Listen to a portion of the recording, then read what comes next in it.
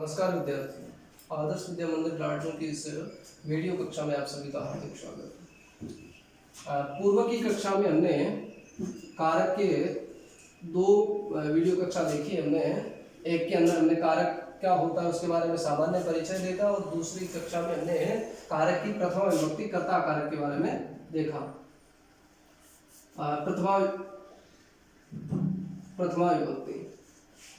प्रथमा विभक्ति कहाँ कहाँ होती है तो हमने पढ़ा था कर्ता में होती है, और उसके बाद में हमने देखा किसी भी चीज का नाम लिखने के लिए, जैसे हम कहे कि बालक, तो हम केवल बालक नहीं लिख सकते, बालक है प्रथमा विभक्ति में लिखना पड़ेगा। अपना नाम बताने में, जैसे अहम मोहन अस्मि, मैं मोहन हूं, इस प्रकार से, ठीक है। इन सब के अंदर अच्छा इति के योग में भी प्रथमा विभक्ति होती है। इति एक अव्यय है, जैसे रामायणम इति वाल्मीकिना कृतम।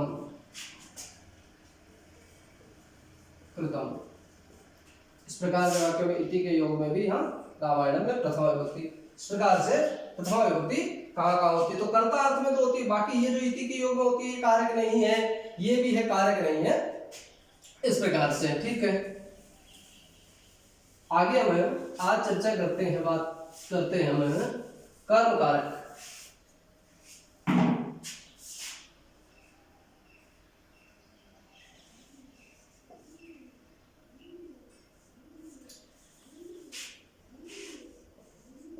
कर्म कारक, और कर्म कारक में विभक्ति होती है द्वितीय विभक्ति होती है, और इसकी जो हिंदी विभक्ति होती है वो होती है को। हिंदी विभक्ति को होती है। जैसे हम बात कर रहे हैं, वाक्य लिखा हमने, राम ने रावण को मारा। राम ने रावण को मारा, तो यहाँ पर नहीं आ रहा है कर्ता है, रावण को, ये को तो कर्म है। तो कर्ता में कौन सी प्रथमा विभक्ति होती है? राम है। रावण को में द्वितीय विभक्ति, कर्म कारक है तो द्वितीय विभक्ति होती है, तो रावणम। मारा को कत्वतु प्रत्यय हत्वान, भूतकाल का कत्वतु प्रत्यय। अस्तु, तो ये को में भी क्या होता है, जैसे हमने ने के बारे में बात की थी कि हर जगह ने नहीं होता, उसी प्रकार से हर जगह को भी नहीं होता। जैसे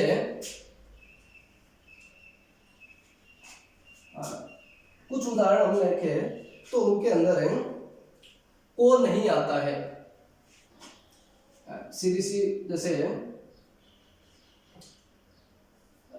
राम ने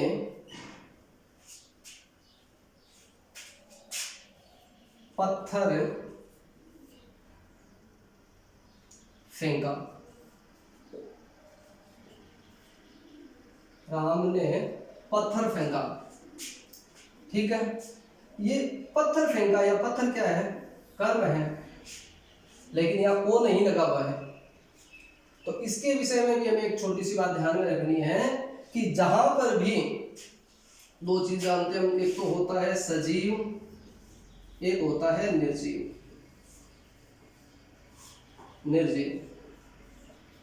तो जो निर्जीव कर्म होता है, निर्जीव कर्म के अंदर को नहीं लगता है, बिना को का होता है, और सजीव कर्म के अंदर क्या होता है? को लगता है। ने का हमने क्या सीखा था कि केवल भूतकाल के वाक्यों के कर्ता में ही नहीं लगता है, वर्तमान काल और भविष्य काल के वाक्यों में नहीं लगता। उसी प्रकार से हम को के बारे में हम क्या बता सकते हैं कि जिनके अंदर सजीव कर्म होता है, जीवित कर्म होता है, उनके अंदर तो को लगता है। जिनके अंदर जीवित कर्म नहीं होता, निर्जीव कर्म होता है, उसके अंदर को नहीं लगता। ये तो कर्म कारक की सामान्य सी बात हुई। ठीक है, तो कर्म कारक में द्वितीय विभक्ति होती है संस्कृत में, और हिंदी में को विभक्ति होती है। ठीक है, और को सजीव में लगता है, निर्जीव में नहीं लगता है, ये हिंदी के अंदर होता है। संस्कृत में हर जगह द्वितीय विभक्ति लगेगी कर्म कारक के, यानी कर्तृवाची के वाक्य के कर्म में। अब कर्म होता क्या है, कर्म किसको कहेंगे, तो हम ये कह सकते हैं कर्तुः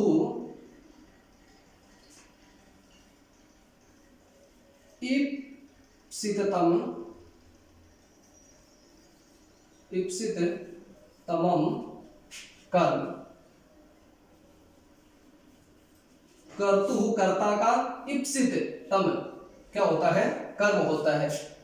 कर्ता का जो ईप्सित का मतलब होता है सबसे ज्यादा इच्छित, जिसकी कर्ता सबसे ज्यादा इच्छा रखता है उसी को कर्म कहते हैं। जैसे मैं विद्यालय जाता हूं, यहां जाने के अंदर सबसे इच्छित क्या है, कर्म क्या है, विद्यालय। क्योंकि कर्ता को, यानी मैं जो करता है उसको जाने के लिए सबसे अभिष्ट क्या है, विद्यालय। वो सबसे ज्यादा उसकी इच्छा जाने की विद्यालय की है, इसलिए ये क्या है, कर्म है। कर्ता की जो कार्य करने की क्रिया के अंदर जो सबसे ज्यादा इच्छित होता है उसी की कर्म होती है। कर्तुः कर्ता के, ईप्सिततमं जो सबसे इष्ट है, अभिष्ट है, उसकी कर्म संज्ञा होती है। सामान्य बात यह है व्याकरण का नियम, कर्तुः ईप्सिततमं कर्म। और सामान्य भाषा में हम कहे तो क्या कि कर्ता जिसमें को लगता है वो क्या होता है, कर्म होता है। कुछ जगह हमें अपवाद छोड़ने पड़ेंगे, क्योंकि निर्जीव में को नहीं लगता है, और एक को के बारे में भी दूसरी बात और आपको आगे चतुर्थी विभक्ति में भी हम पढ़ेंगे कि दान आदि कर्म में जहां को भी लगता है फिर भी कर्म कारक नहीं होता। ठीक है, सामान्य भाषा में हम कहें तो जिसके को लगता है वो क्या होता है, कर्म होता है। कर्तुः ईप्सिततमं कर्म, कर्ता का जो सबसे अभिष्ट होता है, इच्छित होता है, वही क्या होता है, कर्म कारक होता है। ठीक है, जैसे मैं विद्यालय जाता हूं, तो मैं यहाँ क्या है, कर्ता, तो अहम विद्यालय, विद्यालय जो है वो कर्म है, तो कर्म में हम द्वितीय विभक्ति लगाएंगे, तो विद्यालयम, विद्यालयम। जाता को गच्छामि। मोहन पुस्तक पढ़ता है, मोहन पुस्तक पढ़ता है। मोहन करता है, इसमें भी को नहीं लगा है, क्योंकि वर्तमान काल का वाक्य, वर्तमान काल के वाक्य में को सॉरी ने नहीं लगता है कर्ता में, तो ये करता है। काम करने वाला कौन है, मोहन, ये करता है। अब कर्ता को पढ़ने के अंदर, पढ़ने की जो क्रिया कर रहा है उसमें इष्ट क्या है, उसको पुस्तक है।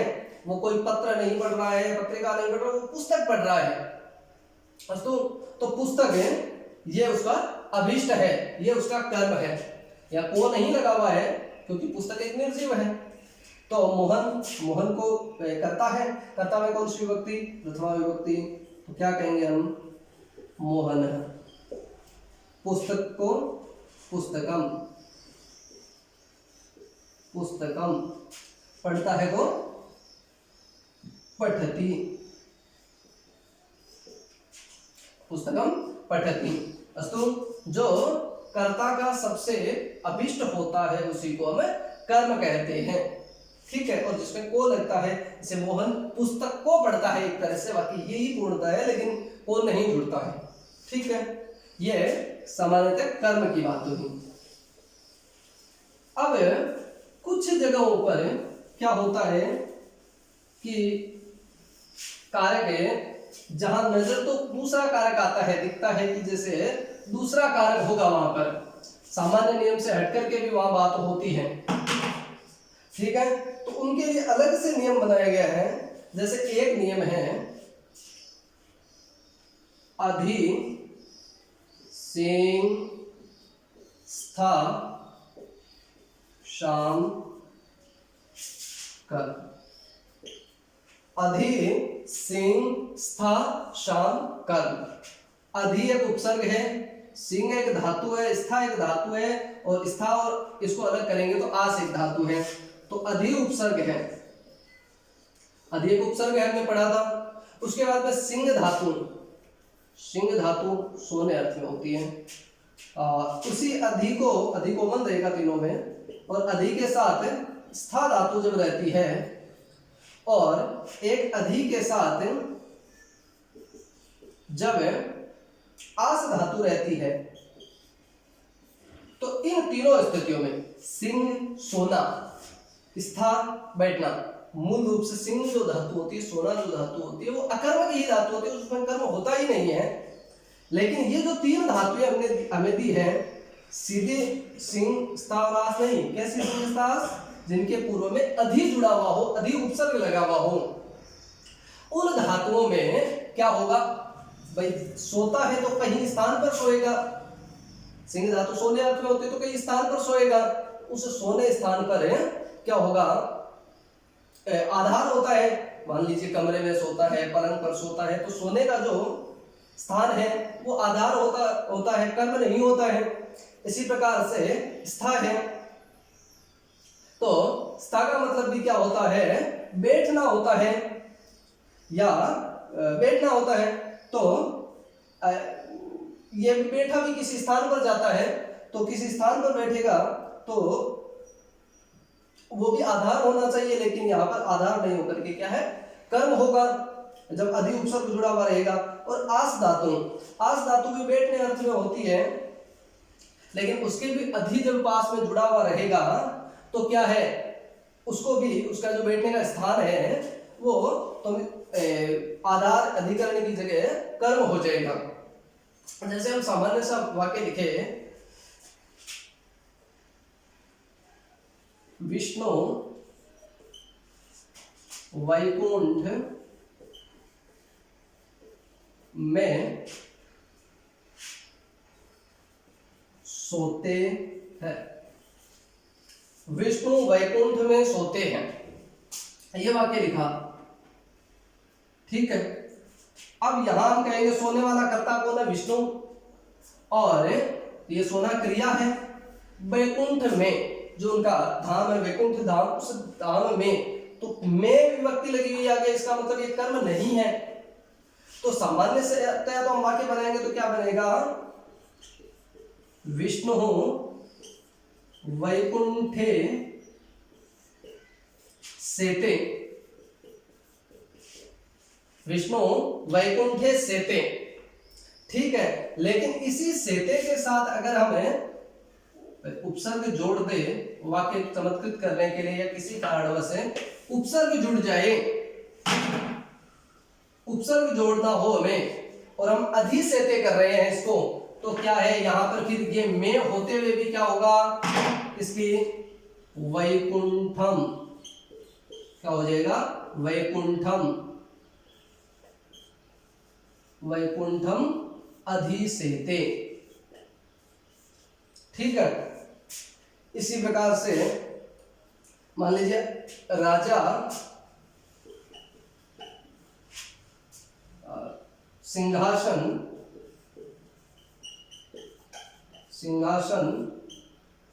पर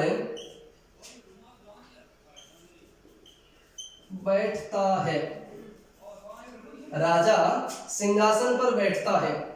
राजा तो बैठने वाला कर्ता हो गया, सिंहासन पर जो है या को नहीं लगा हुआ है, और नहीं बिना को का भी तो कर्म होता है, लेकिन या तो पर लगा हुआ है, पर में पे पर ये अधिकरण कारक होता है, आधार, ठीक है। तो सामान्य वाक्य क्या बनेगा, राजा सिंहासने तिष्ठति या आस्ते, राजा सिंहासने तिष्ठति, लेकिन उस तिष्ठति के अंदर अधि उपसर्ग जोड़ देंगे हमें, स्था धातु के रूप तिष्ठति तिष्ठति से चलते हैं, तो उसी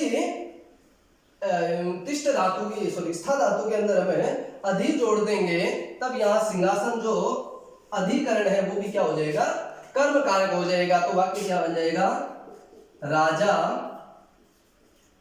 सिंहासनम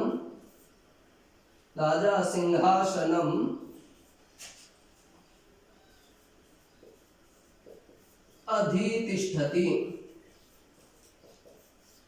अधितिष्ठति। तो राजा सिंहासनम, सॉरी सिंहासनम का मैं हम अनुस्वार नहीं लिख पाएंगे, तो आगे स्वर है सिंहासनम अधितिष्ठति, राजा सिंहासनम अधितिष्ठति। यह द्वितीय विभक्ति का एक और नियम हमारे सामने आ गया। होना तो भाई सिंह धातु जहाँ सोया जाता है, बैठा जाता है, सिंह स्थावरांश जहाँ सोना या बैठा जाता है, वो स्थान जो होता है वो अधिकरण कारक होता है, उसकी आधार, वो आधार होता है, उसकी अधिकरण संज्ञा होती है, सप्तमी विभक्ति जुड़ती है। लेकिन ये नया नियम बना दिया अलग से, इसको हमें याद रखना है कि अधि तीनों में अधि उपसर्ग जुड़ने के बाद में अगर ये तीनों धातुएं हैं तो उस अधिकरण की भी कर्म संज्ञा हो जाएगी। ठीक है, अस्तु ये एक नियम हुआ। दूसरा, इसी में आगे एक दो और नियम है, उपान मध्यांग विषय आदि। तो आगे दूसरा नियम हम देखते हैं, उपान वद्यांग वशः। ऊ पे अलग अलग करेंगे इसको हम, अनु अव, उप अलग हो जाएगा, अलग करेंगे तो अनु, बीच में अधि, अधि आंग वस। वस एक धातु है, ठीक है, उप एक उपसर्ग है, अनु एक उपसर्ग है, अधि एक उपसर्ग है और आंग यानी आ एक उपसर्ग है। इनके बाद में वस धातु, सबके बाद में है वस धातु। अब वस धातु रहना, निवास करना इस अर्थ में होती है, इस अर्थ में होती है, ठीक है। लेकिन जहां उप उपसर्ग, अनु उपसर्ग, अधि उपसर्ग या आ उपसर्ग जहां जुड़ जाए वहां पर, जैसे उपवसति, इसका मतलब होता है पास में रहना, का मतलब सभी को होता है, ठीक है। उप मतलब लगभग भी होता है। अनु का मतलब होता है पीछे, तो पीछे रहना। और अधि और आंग उपसर्ग जुड़ेंगे तो दोनों का अर्थ होता है रहना, सामान्य रहना, बसना, निवास करना, निवास कह सकते हैं हम, यह अर्थ हो जाएगा। तो उप उपसर्ग, उप उपसर्ग, अनु उपसर्ग, अधि उपसर्ग और आंग उपसर्ग, ये इन चारों में से कोई उपसर्ग यदि वस धातु के, थोड़ा सा अर्थ में परिवर्तन हो सकता है, लेकिन वस धातु में ये हमें उपवस्ती, उपवस्ता, उपवस्ती, अनु का, अधि का, इनमें से कोई भी रहे तो वाक्य का जो आधार होता है उस आधार की भी क्या हो जाती है, कर्म संज्ञा हो जाती है। कहने का मतलब ऊपर हमने जो नियम पढ़ा था ठीक उसी प्रकार से हो जाता है। जैसे ऊपर वाले में क्या था कि कुछ वो जो ऊपर हमने पढ़ा था कि अधि उपसर्ग पूर्वक सिंह, स्था, आस आदि जो धातुएं हैं उनके अंदर भी जो आधार होता है उसकी कर्म संज्ञा हो जाती है। उसी प्रकार से इसके अंदर भी क्या है, इन सबकी कर्म संज्ञा हो जाती है। जैसे एक उदाहरण लिखिए हमें,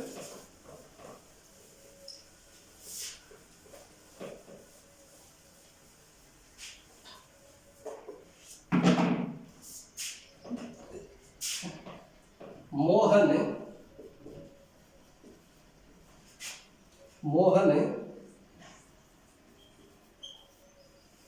कुर्सी पर बैठता है, या हम ये कह सकते हैं कि मोहन घर में रहता है। रहने के वक्त मसला तो पढ़ रहे हूं, तो मोहन घर में रहता है, तो मोहन तो करता हो गया, घर में ये को नहीं लगा हुआ है, फिर भी आधार है। फिर भी अगर हम इस रहना के, रहने के लिए क्या होती है, वस धातु होती है। इस वस धातु के पूर्व में अगर हम आ या अधि या उपसर्ग जोड़ देंगे तो क्या हो जाएगा, इसको भी आधार हो जाए, कर्म संज्ञा हो जाएगी। जैसे वाक्य बनाए तो मोहन है गृहम गृहम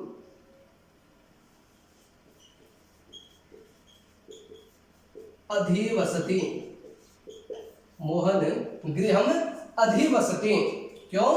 क्योंकि ये जो आधार है, वैसे तो घर में, घर के अंदर रहता है, आधार है, लेकिन अधिवसति लगाया इसलिए कर्म हो जाएगा।